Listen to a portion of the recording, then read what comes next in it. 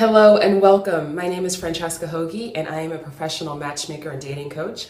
I am coming to you from my living room here in Brooklyn, New York. Thank you so much for joining me. This video is the first in a series of 3 videos that I'm going to be doing just for you to address some of your biggest dating frustrations and some of your biggest concerns in your quest for finding love. So this very first video, I'm going to be talking about the 3 biggest, most common dating frustrations that I hear from single women all around the country, and hopefully give you some actionable advice that you take forward and start to make some really positive changes in your life to get you closer to the love life that you desire and you deserve. So let's get started. So the number one question that I hear from women, single women, every single day is, where are the men? And I understand where that question comes from, and I understand there's a lot of frustration in wanting to meet a certain kind of guy and wanting to have a certain kind of relationship and not being able to create that for any number of reasons. And so the question, where are the men? That's a question that I hear all the time. And a lot of people are reluctant to even start working with a dating coach or a matchmaker because they say, well, we could do all this work, but where are the men? And if I can't find men, then what good does it do? And so my very, very first really fundamental piece of advice around this question is to stop asking the question, where are the men? And to start asking the question, how can I connect with the guys that are right for me?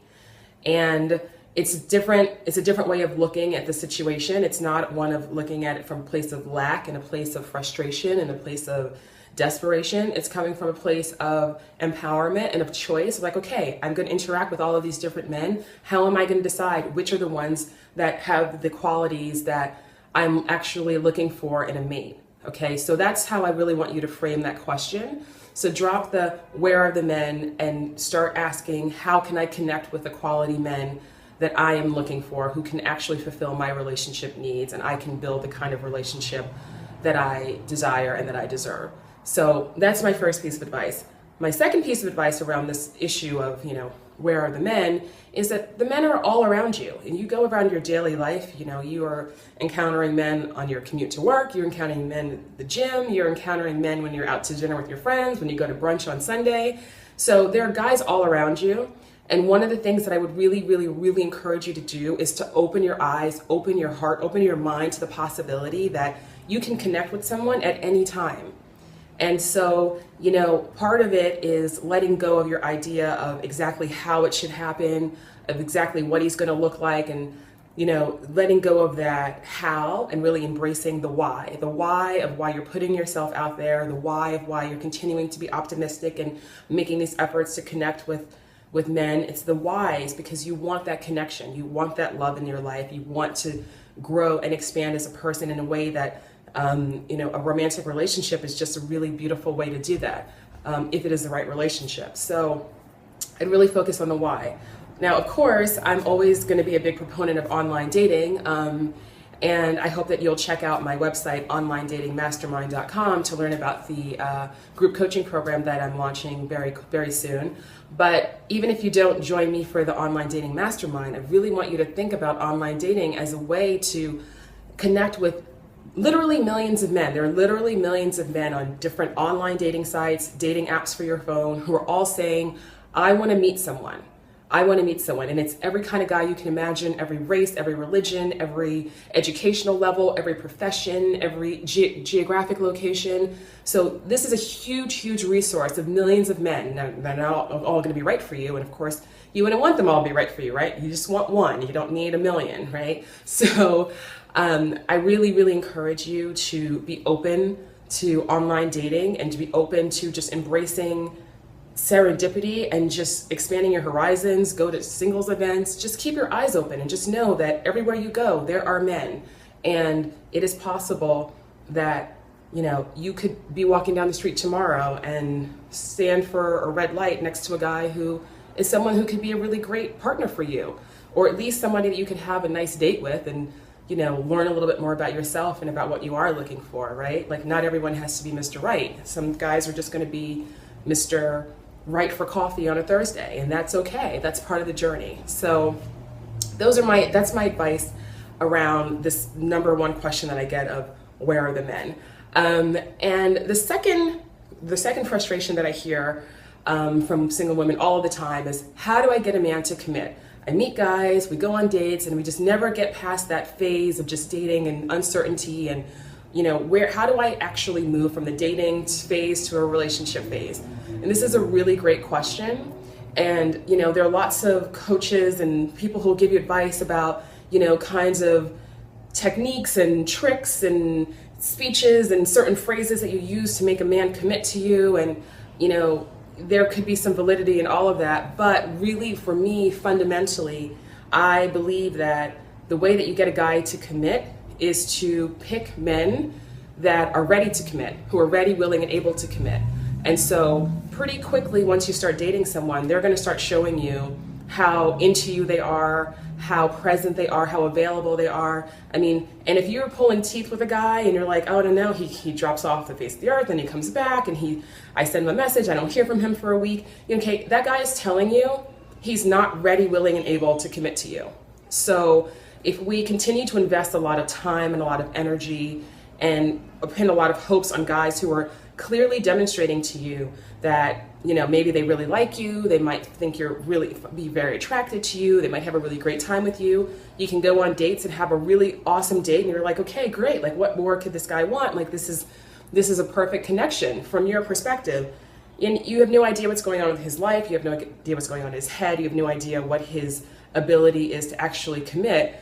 But when you start seeing his behavior, and if it's not behavior that's trying to move the relationship forward, getting to know you more, getting deeper and more intimate, not just physically, but just on an emotional level, then he's probably not a guy who's ready to commit to you for whatever reason. And as painful as that can be, it's really important that we as women are honest with ourselves and we don't waste our time with guys, chasing after guys who aren't into us. Like, I mean, fundamentally, why would you want to be in a relationship with someone who wasn't crazy about you and wasn't crazy about the idea of being in a relationship with you, right? If you have to kind of like cajole and convince a guy to commit to you, then you're really selling yourself short. So I believe that it really starts with how you're picking the guys that you're dating, how clear you're being upfront about what your goals are and what your relationship goals are and what you will and what you will not put up with. And a guy who's really crazy about you is going to step up to the plate.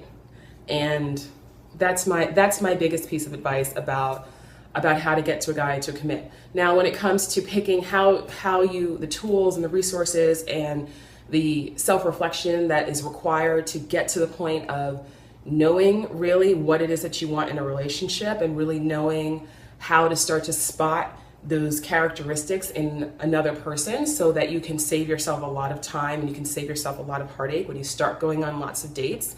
That's something that I work with my clients on every single day, and that's kind of the foundation of our work together, is really getting clear about what your relationship needs are, and on a very core level.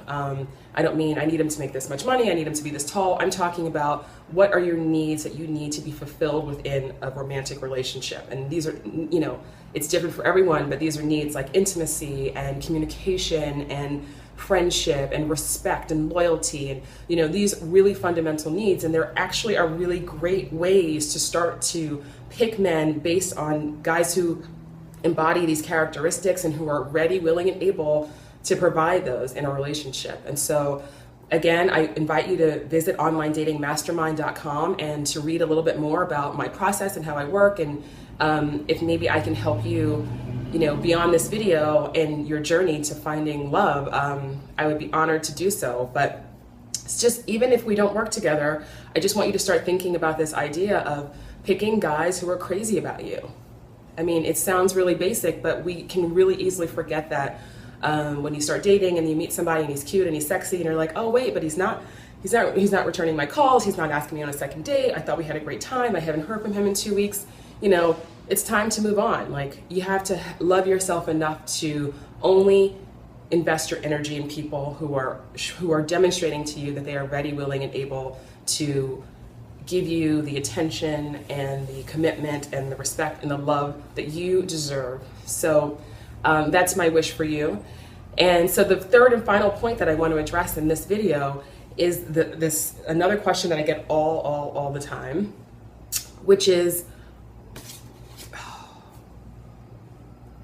So the third and final point that I want to address in this video is another question that I get all of the time, which is, how do I tell who I'm actually compatible with?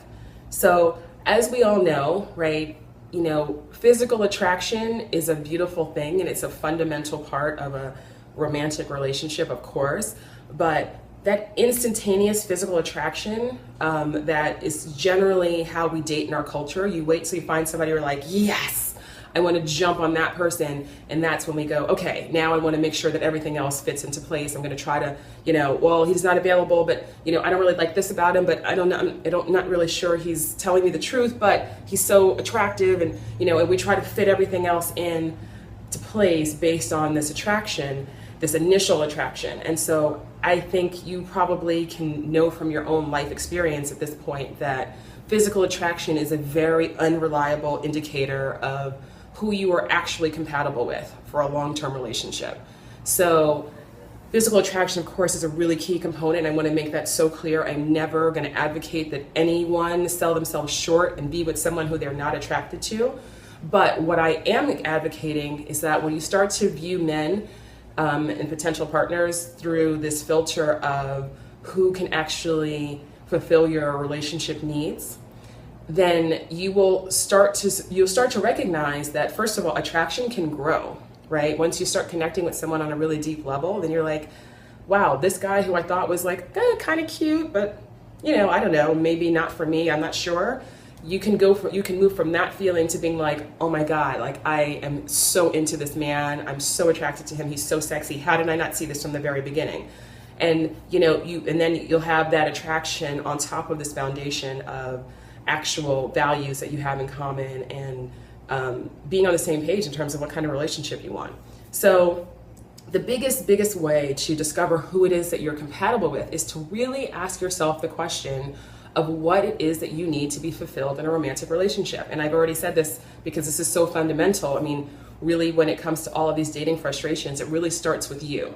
It starts with you. It doesn't start with, how can I attract more men? How can I go? Where do the men hang out? Do I need to go to a steak restaurant and wear a red dress and sit at the bar to attract a guy? Because that's dating advice that you hear from a lot of dating coaches.